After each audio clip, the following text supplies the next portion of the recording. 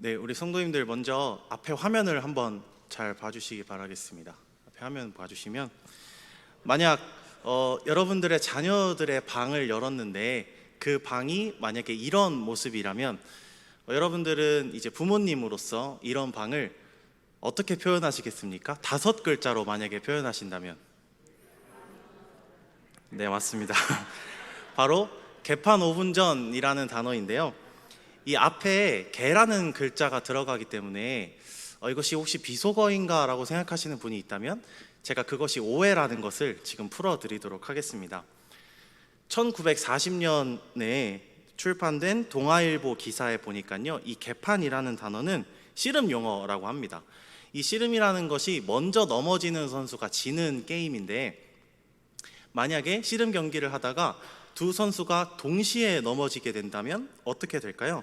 씨름에서 먼저 넘어지는 사람이 무조건 심판에 의해서 패배하게 되는데, 누가 먼저 넘어지지 않고 같이 넘어진다면 서로 자기가 이겼다고 심판에게 주장하는 상황이 펼쳐지게 되겠죠. 서로 이겼다고 이렇게 옥신각신하며 이렇게 아수라장을 벌이는 상황을 보고 주심은 경기를 새롭게 다시 할 것을 명령한다고 합니다. 그럴 때 주심은 경기를 개판하라 이렇게 이야기를 한다고 합니다. 그러니까 여기서 개는 멍멍이를 말하는 것이 아니라 한문으로 고칠 개자를 사용을 한다고 합니다. 제가 오늘 이 말에 대한 또 다른 주장도 있는데요. 한국 전쟁이 일어났던 당시 피난촌에서 밥을 배급하기 5분 전에 개판 5분 전이라고 크게 외쳤다고 합니다. 이게 사실인지 아닌지는 제가 그때 당시에 살지 않았기 때문에 알 수 없지만 그런 주장이 있습니다. 그렇게 해서 사람들이 밥을 배급받으려고 이렇게 몰려들었던 그런 정신없는 상황을 또 개판 5분 전이라고 말을 한다고 합니다. 여기서의 개판은 열릴 개자를 사용을 한다고 합니다. 제가 오늘 설교의 제목으로 삼은 이 개판 5분 전도 멍멍이 개자가 아니라 바로 열릴 개자를 사용한 개판 5분 전입니다. 그렇다면 오늘 본문이 이 말처럼 아주 정신없고 복잡한 상황이라서 제가 이 말을 사용했을까요?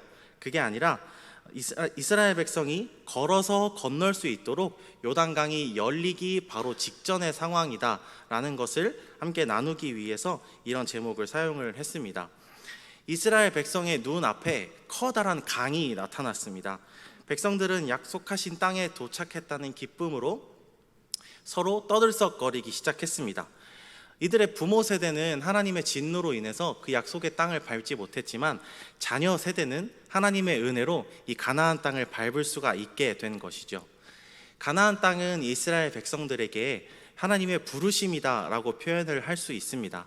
하나님께서 아브라함을 부르실 때도 그 첫 음성이 내가 내게 보여줄 땅으로 가라라는 부르심이었습니다. 하나님이 불타는 떨기나무에 임하셔서 모세를 부르실 때도 마찬가지였습니다.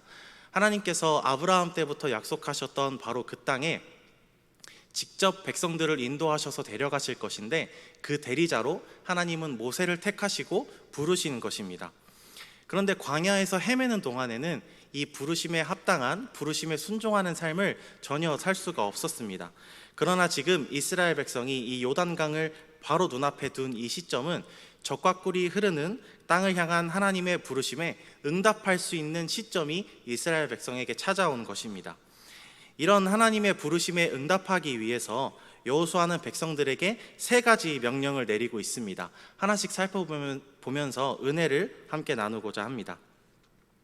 여호수아가 백성에게 내린 첫 번째 명령은 3절 말씀에 나오는데요. 우리 화면을 보고 같이 한번 읽어보도록 하겠습니다. 시작!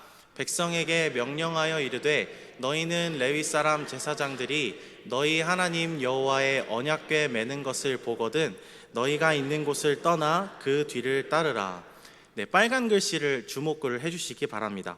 언약궤 매는 것을 보거든 떠나라 인데요, 여호수아는 이미 1장 11절에서 백성들에게 우리가 사흘 안에 이 강을 건너서 하나님께서 약속하신 그 땅에 들어갈 것이다 라고 선포했습니다.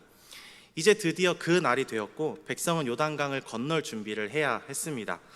엄청난 수의 이스라엘 백성이 다 같이 한 번에 이 강을 건너기 위해서는 모두가 한 번에 알아볼 수 있는 신호가 필요하겠죠. 하나님은 여호수아에게 바로 언약궤가 그 신호다라고 알려주십니다. 제사장들이 언약궤를 매는 것을 신호로 해서 백성들이 다 같이 함께 그 강으로 나아가게 되는 것이죠. 이 언약궤는 백성들보다 항상 앞서 행하면서 백성들보다 먼저 요단강을 건너게 됩니다. 하나님이 주실 땅에 백성들을 홀로 보내지 않으시고 백성들과 함께 그리고 친히 그들보다 앞서 요단강을 건너시는 것이죠. 그것은 바로 이 언약궤가 하나님의 임재의 상징이기 때문입니다. 여호수아의 방금 살펴보신 이 첫 번째 명령은 더욱 자세하게 세 부분으로 나눌 수가 있는데요. 먼저 레위 제사장들이 언약궤를 매는 것을 잘 보고 있어야 합니다. 시선을 집중하지 않으면 하나님께서 주시는 이 신호를 알아차릴 수가 없기 때문입니다. 우리가 거하는 자리에 멍하니 머무르면서 다른 곳에 시선을 빼앗기지 않도록 해야 한다는 것이죠. 다음은 우리가 머무르던 자리에서 일어나라 라는 것입니다. 다음 슬라이드입니다. 오늘 말씀은 떠나라고 이야기하고 있는데요. 40년간 이들이 방황하던 광야의 그 자리는 하나님이 그들을 부르신 땅에 비교하자면 아주 초라하고 또 메마른 땅입니다. 이스라엘 백성들이 지난 두세대 동안 광야를 방랑하면서 익숙해졌던 모든 생활 양식을 다 이제 버리고 부르신 땅을 향해 털고 일어나야 한다라는 것입니다. 다음은 언약궤의 뒤를 따르라는 것인데요. 이제 이스라엘 백성이 치러야 할 이 가나안 정복 전쟁은 하나님보다 앞서가서 절대 이룰 수 없는 아주 힘든 싸움의 연속입니다. 이 힘든 싸움을 또 모든 걸음을 하나님께서 백성들보다 앞서서 가주시겠다는 이 상징이 바로 언약궤입니다. 하나님의 이끄심에 순종하고 또 겸손함으로 부르심에 응답하라는 여호수아의 백성을 향한 요청인 것입니다. 여호수아의 백성을 향한 두 번째 명령은 4절에 등장하고 있는데요. 우리 4절 말씀 한번 같이 읽어보도록 하겠습니다. 시작. 그러나 너희와 그 사이 거리가 2000규빗쯤 되게 하고 그것에 가까이 하지는 말라. 그리하면 너희가 행할 길을 알리니 너희가 이전에 이 길을 지나보지 못하였음이니라 하니라. 아멘.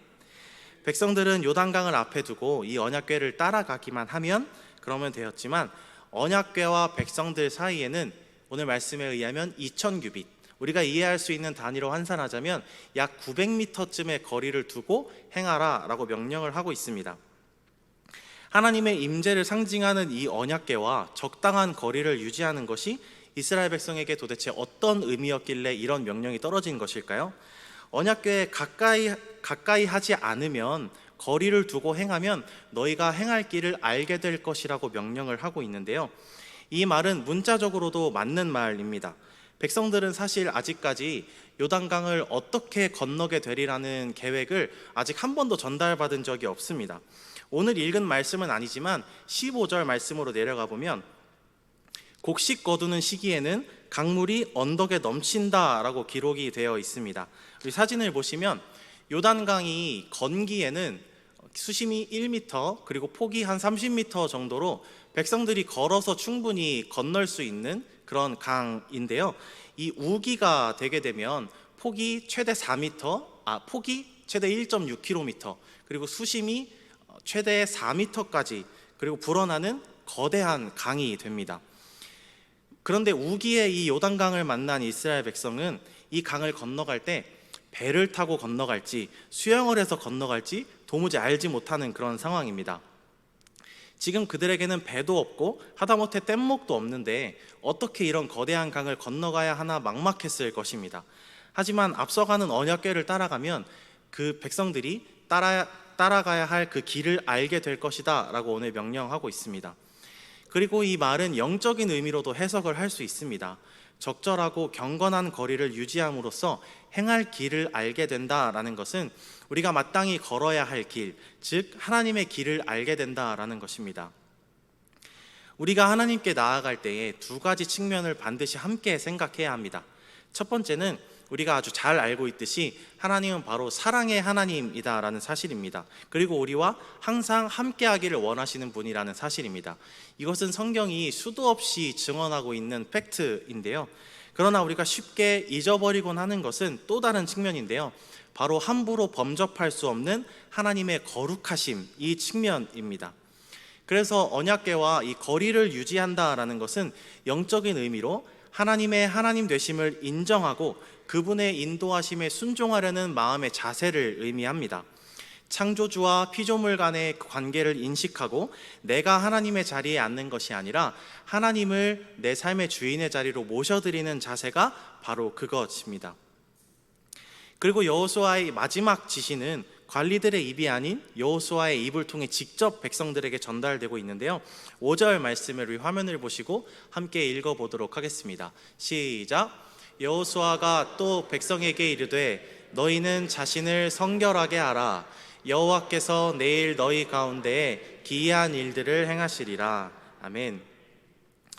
이들이 요단강을 건너서 가고자 하는 땅은 어떤 땅입니까? 우상 숭배가 가득한 땅이고 또 육체와 영혼이 음란한 땅이며 하나님을 거역하는 그런 땅입니다. 이곳에 들어가서 이 땅을 정복하려는 하나님의 부르심을 입은 자들이 마땅히 가져야 할 자세가 바로 성결, 즉 거룩함입니다. 왜냐하면 거룩함이란 하나님을 거역하는 모든 것으로부터 또 하나님과 나를 멀어지게 하는 그 모든 것으로부터 분리되고 구별되는 것이기 때문입니다. 하나님과의 관계를 항상 올바른 상태로 유지하고 그 관계를 무너뜨릴 위험이 있는 모든 것을 제거하는 것입니다. 다른 어떤 명령보다 자신을 성결하게 하라는 명령이 여호수아 입에서 직접 나왔다라는 사실에 우리는 집중해야 합니다.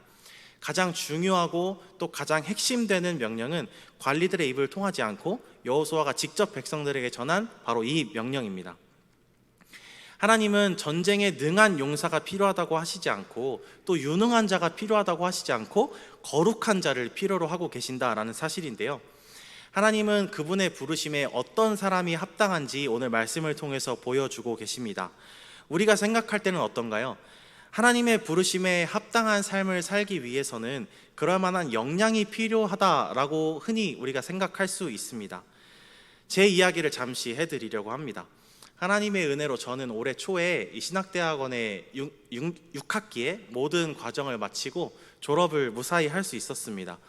비록 코로나로 인해서 2학년과 3학년 모든 과정을 온라인으로 수업해야 했다는 그런 아픔이 있긴 하지만 그래도 훌륭하신 많은 교수님들에게 많은 것을 배울 수 있는 시간이었는데요. 저는 신대원에 가서야 이 신학이라는 학문을 처음 배워봤기 때문에 착각을 했던 게 하나 있습니다. 신대원을 들어가기 전에 신대원을 들어가서 무사히 졸업을 하기만 하면 제가 엄청나게 훌륭한 사역자가 되어서 이렇게 성령의 불을 막 강단에서 이렇게 쏟아붓는 그런 사역자가 되는 줄만 알았습니다. 자동으로 그렇게 되는 줄만 알았습니다. 그렇다고 해서 제가 신대원 때 그렇게 성적을 잘 받은 것은 아니지만 그래도 3년간 배워온 것을 이제 펼칠 때가 됐구나 라고 졸업을 하면서 생각을 했습니다. 그런데 너무나 슬프게도 졸업은 했지만 아직 저는 그대로 저인 것을 발견하게 됐습니다. 드라마틱한 변화는 저에게 일어나지 않았고요. 여전히 저는 매일 하나님께 나아가기 위해서 치열한 삶을 살아야 하는 그런 부족한 사람이었습니다. 그렇지 않으면 어김없이 죄 앞에 넘어지고 마는 저를 계속해서 발견할 수 있었기 때문이죠. 결국 하나님이 원하시는 것은 나의 거룩함이라는 것을 깨닫게 되었습니다. 역량이 아니라요. 거룩하게 살아내기 위해 치열하게 보내는 매일매일이 하나님께서 나에게 진정으로 원하시는 것이구나. 이것이 나를 향한 하나님의 부르심에 합당하게 순종하는 것이구나 라는 것을 깨닫게 되었습니다. 우리도 이스라엘 백성처럼 하나님의 부르심 앞에 이제 발걸음을 내딛어야 할 때가 왔습니다. 우리 사랑하는 성도님들은 하나님의 어떤 부르심을 받고 지금 서 계십니까? 또 우리 한 사람 한 사람을 하나님께서 부르고 계시다라는 것을 믿으십니까? 우리는 어떤 부르심 앞에 그렇다면 서 있을까요? 우리는 남편으로서 또 아내로서 자녀로서 부모로서 직장인으로서 사업가로서 또 집사로 장로로 권사로 또 저 같은 사역자로 이렇게 무수히 많은 다양한 부르심으로 하나님은 우리 삶 속에서 우리를 부르셨습니다. 그 안에서 과연 우리는 이 부르심에 합당한 순종으로 하나님을 영화롭게 하고 있는지 또 우리의 삶을 통해서 하나님이 기뻐하고 계시는지를 진지하게 고민을 해봐야 합니다. 만약 하나님의 부르심에 합당한 삶을 살고 계시지 못하다면 오늘 여호수아가 백성에게 내린 이 명령들을 다시 잘 되새겨 보시기를 권면합니다. 레위 제사장들이 언약궤를 메는 것을 보는 즉시 그 자리를 털고 일어나 언약궤의 뒤를 잘 쫓아가야 합니다. 하나님께서 우리의 마음에 당신의 부르심을 깨닫게 하시는 순간 즉시 행동으로 순종해야 한다라는 것을 의미합니다. 또한 언약궤와 일정한 거리를 잘 유지해야 할 것입니다. 하나님의 하나님 되심을 인정하고 그분께서 인도하시리라는 것을 믿고 나아가야 합니다. 마지막으로 자신을 성결하게 해야 합니다. 하나님과의 관계를 무너뜨리려는 모든 것을 제거하고 나를 지켜내야 합니다. 부르심에 합당한 삶, 순종, 이런 말들은 우리 신앙의 겉모습만을 번지르르하게 만드는 단순한 캐치프레이즈에 멈춰서는 안 될 것입니다. 저처럼 신대원을 졸업하면 하나님의 부르심에 합당한 사역자가 될 줄로 자동으로 생각했던 제 이야기를 앞에서 전해드렸는데요. 변하지 않는 제 모습과 여전한 저의 한계를 경험하고 나니까 사실 큰 충격과 또 무력감에 빠진 적도 있었습니다. 나는 아무리 노력해도 안 되는 것인가? 내가 정말 이 길을 가야 하는 것인가? 고민에 빠졌던 시기가 저에게 있었는데요. 그런 저를 위로하고 또 새 힘을 주신 것은 다름 아닌 십자가의 복음이었습니다. 매일 성경을 가지고 이번 9월 달에 접어들어서 우리가 에베소서 묵상을 하고 있는데요. 예수 그리스도께서 우리를 구원하시기 위해 당신의 생명으로 값을 지불하셨다라는 사실이 새삼 저에게 큰 충격과 은혜로 다가오게 되었습니다. 사탄의 종으로 이리저리 끌려다니다가 죽어 마땅한 저를 예수님이 자신의 생명으로 값을 내시고 저를 사셨다, 속량하셨다라는 것입니다. 이것을 성경은 속량이라고 부르고 있는데요. 더 이상 사탄의 영향력 아래에 저를 두지 않으시고 예수 그리스도의 품 안으로 저를 불러주시는 것입니다. 제 힘으로 할 수 없었던 그 순종을 예수님께서 미리 십자가에서 이루시고 저에게 따라오라고 말씀하신다라는 것을 묵상하게 되었습니다. 하나님은 저를 사명의 길로 부르셨지만 감당할 힘이 없는 제가 순종할 수 있도록 저를 독려하시고 또 저를 이끄시는 그 힘은 바로 십자가의 복음이었습니다. 우리를 하나님 나라의 백성으로, 부르심받은 백성으로 살아가게 하시는 이 복음의 은혜가 이 자리에 함께 하신 모든 성도님들에게도 동일하게 임하는 하나님의 은혜가 되기를 간절히 소원합니다. 기도하겠습니다. 하나님 아버지, 감사합니다. 오늘 우리에게 말씀을 통해 하나님의 부르심 앞에 다시 설 수 있는 기회를 주시니 감사합니다. 우리보다 앞서가시는 하나님을 따라가라, 하나님의 하나님 되심을 인정하라, 또 성결하라는 명령을 우리에게 주셨습니다. 그러나 그 명령은 우리의 힘으로 수행하기 참 어려운 것임을 솔직히 고백합니다. 우리가 감당할 수 있도록 우리에게 힘이 되시는 예수님의 십자가를 이 시간 의지하며 기도합니다. 우리 각자의 삶 속에서 각자의 부르심으로 부르시는 하나님의 음성에 십자가를 힘입어 순종하며 살도록 우리를 붙잡아 주시옵소서. 힘이 되신 주님을 찬양하며 예수님의 이름으로 기도드렸습니다. 아멘.